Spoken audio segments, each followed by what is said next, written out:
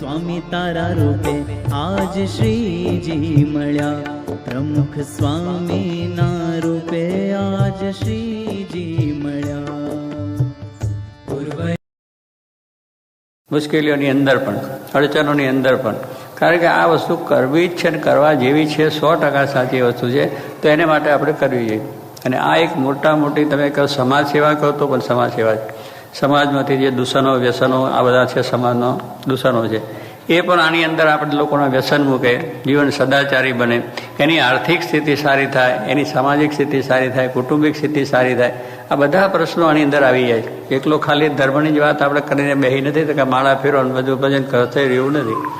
આની અંદર બધી જ જાતની પ્રવૃત્તિ, બાળક પ્રવૃત્તિ છે, બાળકોને સંસ્કાર મળે, બાળકો સારા થાય, યુવાનો સારા થાય, કિશોરો સારા થાય. આ બધાની અંદર જો તમે કોઈ સર્વાંગી આખો વિકાસ, જેને કહી ગયા સમાજનો ગયો કે દેશનો ગયો, કુટુંબનો ગયો કે ધર્મનો સર્વાંગી વિકાસ આની અંદર છે. એનો આપણે ખ્યાલ કરતા નથી, વિચાર નથી કરતા કે આ શું, પણ આ જ છે. બધી પ્રવૃત્તિની અંદર બધી વસ્તુ છે કે આપણા કુટુંબમાં સત્સંગ થયો એટલે કુટુંબનો બાળક હોય ને ભાઈ હોય, કાકા હોય, પતિ પત્ની હોય, આ બધાને લાગુ પડી ગયું અને એ બધા એને સત્સંગ થાય. એ વાતો પછી આપણે લઈને કોઈ સમાજની અંદર જઈએ તો સમાજના માણસોને વાત કરીએ તો એને પણ આ વસ્તુને લાગુ પડી. એમ કહેવાનું શું છે કે દેશ સેવા કરો, તો દેશ સેવા પણ આ જ છે કે સારા માણસો દેશમાં થશે તો દેશની સેવા છે. પણ સારા માણસો દેશમાં ન હોય તો શું થાય?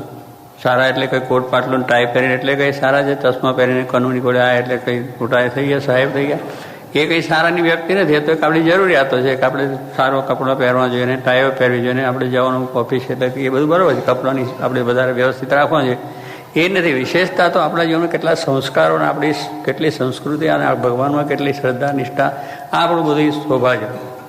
મહારાજે પોતે કહ્યું કે આપણી મોટપ છે ને લઈને છે.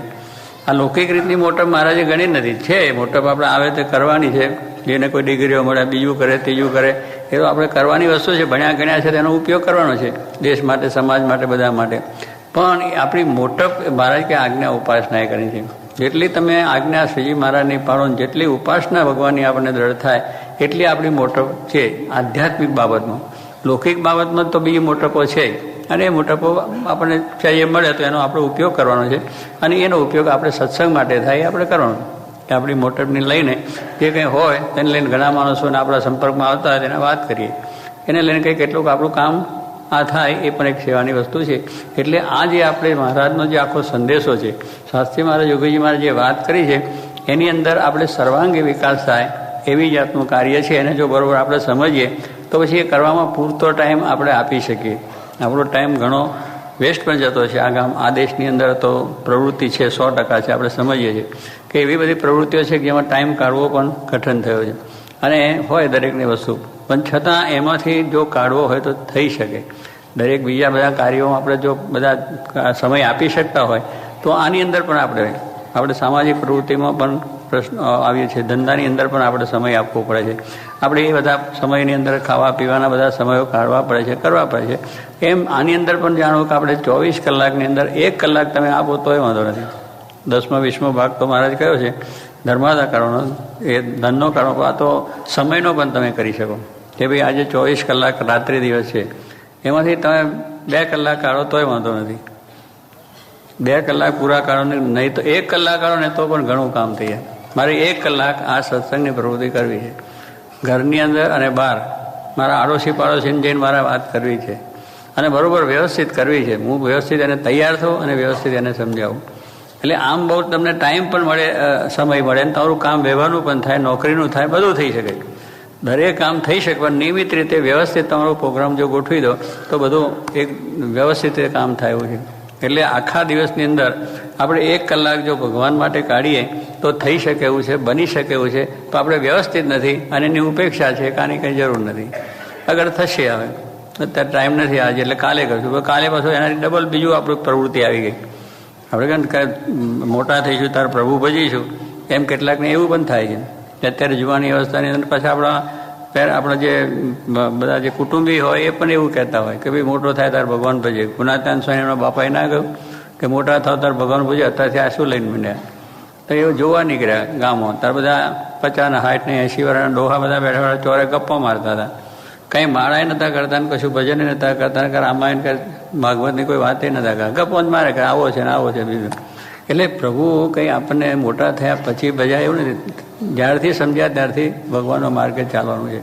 એટલે કેટલીક વખત આપણે આળસમાં થાય કે મોટા થઈશું ને નવરા થઈશું ને આ બધા મારો કામ છે પતી જાય એટલે કામ કરશું કે આટલું 2 કામ છે મારા, જરા ધંધાનું કામ છે, જરા મારા 2 દીકરા પૈણાવાના છે, ફલાનું છે, એ કામ પતે એટલું થાય. પણ એ પતી જાય પછી પાછા બીજા 4 ઊભા થાય કે ના થાય. એટલે આપણે નવરાશ મળે જ નહીં. કોઈ દાડો નવરાશ મળવાની નથી. મારે કે નવરાત્રીને પ્રભુ ભજવા એવી કોઈ આશા રાખવી નહીં. સમજ્યા ત્યાંથી સવાર, અત્યારથી જ આપણે નાનપણથી સમજ્યા ત્યાંથી તમે ભગવાન ભજવા જ માંડો અને ભજવા જ માંડો. એવી એક આપણે એમાં ઉત્કંઠા હોવી જોઈએ કે મોટા થઈશું બધું નિરાતે કરશું. નિરાતે મળવાનું નથી, સમય મળવાનું નથી, કશું નહીં. એ તો આગળ ધંધા, પાછળ ધંધા, ધંધામાં ધ્યાન લગાવશો, સાહેબ કા બંધા. તમે ધંધો કરો, બધું કરો, પણ એમાં ધ્યાન લગાવી દેવાનું કલાક ભગવાન માટે સ્પેશિયલ બેસી જ જવાનું. ગમે તેવું હોય તો ભગવાન આગળ 5 કલાક, અડધો કલાક માળા છે, પૂજા છે, એમાં દરરોજ કહેવાનું શું હોય? માળા પૂજા કરવાનું. માળા પૂજા ખબર નથી, પૂજા છે. એ કંઈ આપણે આવે સત્સંગમાં બધું જાણે પણ ખબર નથી. હવે એવું ખબર નથી મારા પૂજા થાય ને માળા ફેરવ્યાની ખબર નથી, મંદિર જોયુંની ખબર નથી, એ કેવું કહેવાય? એટલે એ હજુ સમજ્યા નથી, માર્ગ લીધો જ નથી આપણે. પણ એ માર્ગ લેવાનો જ છે અને કરવાનો છે. બીજો ધંધો કેમ ગોતી કરે? નોકરીને માટે, બીજું ત્રીજું એને માટે કેટલાને મળી અને વાત કરીએ, ફલાણું કરીએ, નોકરી કેમ મળે, ક્યાંથી મળે, કેવી રીતે મળે, ધંધો કેમ થાય, કેવી રીતે થાય, શું થાય, મારે કોને મળવું, કયા સાહેબ મળવું, આ બધું જ્યારે આપણે બધું લેશન કરીને પૂરું કરીએ ત્યારે આ ના થાય કે સત્સંગ ક્યાં થાય છે, માળા કેમ ફરાય છે, ધૂન કેમ થાય છે, એ મને એટલું ના ખબર પડે. પણ કરવું નથી. એટલે જે કરવાનું છે એ નથી થતું, ન કરવાનું બધું જ કરીએ છીએ. એટલે આપણે બે જરૂર છે કે આ લોકમાં આપણે શાંતિ રહે, આપણો વ્યવહારમાં શાંતિ રહે અને પ્રભુ ભજવામાં પણ શાંતિ રહે. એટલે નવરાત્રિને પ્રભુ ભજવું એવું સ્વામી ગુણાતીતાનંદ સ્વામી કહી દીધું છે. કોઈ આશા રાખશો નહીં કે આપણને એમ થાય કે આપણે મોટા થઈશું, જરા 2 કામ પતી છે, એ કામ આપણો પતેવો નથી. સ્વામી કહે છે આ પ્રમાણે દરજીનો છોકરો જીવે ત્યાં સુધી જીવે, કોળીનો છોકરો કોનું ટીપ્યા જ કરે, ખેડૂતનો છોકરો ખેતી કર્યા જ કરે, અને એ હવનો ધંધો છે, વેપારીનો છોકરો વેપાર ઉઠ્યો ત્યાંથી કર્યા જ કરે. એટલે એમાં કોઈ નવરાશ મળવાની સંભવ છે જ નહીં. પણ એમાંથી ટાઈમ કાઢવો એ આપણું કામ છે. અને એ ટાઈમ કાઢીને આ વ્યવસ્થિત રીતે આપણું કામનું બધા જે પ્રોગ્રામ છે થશે તો આપણે શાંતિ થઈએ. બાકી આપણા બધા પ્રવૃત્તિ એવી છે કે જેથી કરીને આપણા પ્રશ્નો ઊભા થાય છે. એક મટન બીજા ઊભો થાય એટલે પ્રશ્નો થયા જ કરે છે. પેલા નહીં 100 ઢોરની વાત કરે છે, 100 ઢોર હતો એના શેઠિયા ઓલા એ કહ્યું કે એના ઢોરના ચારનારને કહ્યું આ 100 ઢોર બેસે ત્યાર પછી તારે ઊંઘવું. 100 ઢોર છે એ બેસી જાય પછી તારે ઊંઘ. બીજા 4 આવ્યો દિવસના અને રાત્રે વાડામાં પૂર્યા પછી ઢોરને બેસવાનું તો ધીરે ધીરે થાય ને કે હમણાં તો બેસે નહીં. એટલે પછી ધીરે ધીરે 9, 10, 11, 12 વાગ્યા એટલે ધીરે ધીરે બધા બેસવા માંડ્યા. 1, 2, 3, 4, 5, 10, 15, 20 બેઠા. પછી રાતના 1, 2 વાગે ત્યાં સુધી તો વારાફરતી બેસે ને ઉઠે ને એમ કરતાં બધા બેઠી ગયા. 90 ઢોર બેઠા. એક ઢોર જરા ઊભું હતું. પેલા એમ જરા હાથ પાથ ફેરીને શીંગડે પૂછડે ઝાલીને જરા બેસાડી દેવું. એટલે કરીને બેસાડવા ગયો, મજબૂત માણસ હતો, જવાબ લઈને પેલું ઢોર એવું પડે ને ધબાકો થયો એટલે 90 ઊભા થયા. 90 ઊભા થઈ ગયા ધડાકાની અંદર. એમ આપણે એવું છે કે આ બધું મારે કામ થઈ ગયું, આ કશું જ નથી. પણ કાલે એવો ધડાકો થાય ને એટલે પાછું 100 વર્ષનું ઊભું થાય, 100 વર્ષનું કામ ઊભું થઈ જાય. એટલે આ બધા પ્રશ્નો છે એ આપણે સમજીએ છીએ. એ પ્રશ્નોની અંદરથી આપણે સમય કાઢી અને આ કરવાની વસ્તુ છે. પણ એને માટે આપણી ઉત્કંઠા, જાગૃતિ, આ મહિમા, આનું મહત્તા આ બધી સમજાવવી જોઈએ. મહત્તા આપણને સમજાઈ નથી એટલે જો લુખું બોલાય છે, ધીરે ધીરે થાય છે, શું થાય છે, ફલાણું થાય. અરે બધા કામ જેટલા આપણે બહુ ઉત્સાહ અને ઉમંગથી કરીએ છીએ તો આ પણ એટલી જ જરૂરિયાત છે. એના કરતાં અનંત ઘણી જરૂરિયાત આ મોક્ષની છે કે આપણે આ લોકની અંદર આવ્યા છે ભટકતા કેટલા વર્ષોથી, કેટલા જન્મોથી, 84થી વાત કરીએ છીએ કે આ ભટકતા આવ્યા છે. ક્યાંય જોગ નથી થયો. આ વખતે આપણને આવો સત્સંગ ને જોગ ને જોગી મહારાજ જેવા સંત મળ્યા છે તો આ વખતે ભગવાન ભજી જ લેવા છે. અને સંકલ્પો કરવો મારે ક્યાં જવું છે? અમેરિકા, હજુ અમેરિકા જવું છે. લંડન આવ્યો છે, હજુ અમેરિકા જવું. આમ કરે છે અમેરિકા બાજુ. પણ અમેરિકાથી આવીને પૂછી લે ને કે કેવું છે અમેરિકા. એ બધું એવું ને એવું છે. સ્વામી કહે છે ને જ્યાં જાઓ ત્યાં કાદવના ચૂલા, આ લાકડા, ઈંટો ને પથરા, ચૂનો ને રેતી ને એનું ચંતર, બીજું કંઈ છે? રોડ જુઓ તો એના છે, કંઈ નાના છે, કોઈ મોટા છે, ફલાણો છે, પણ છે તો એકનું એક. એ બધું માટીનું છે, પંચભૂતનું છે, બીજું કશું એમાં છે નહીં. પણ મોહ છે એટલે દોડા થાય છે અને એ વિચાર થાય કે ત્યાં જઈએ. પણ સ્વામી કહે છે આપણે કોઈને અક્ષરધામમાં જો એવો સંકલ્પ થાય કરો ના થાય કે એ વળી શું માથાકૂટ, ત્યાં જઈને હું બીજું કરવાનું. એના કરતાં અત્યારે આ દુનિયામાં લાભ મળ્યો છે, આવો સરસ અત્યારે બધું વિકાસ થયો છે તો વિકાસ બધો જોઈ લે ને ઠેર.